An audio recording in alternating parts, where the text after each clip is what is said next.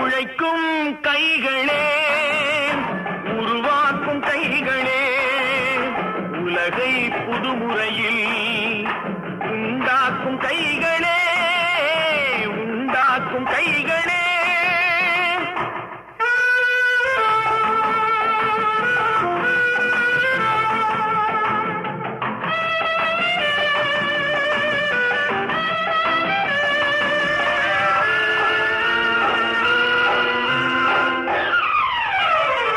உலகம் எங்கும் தொழில் வளர்க்கும் மக்கள் ஒன்றாய் கூடுவோம்.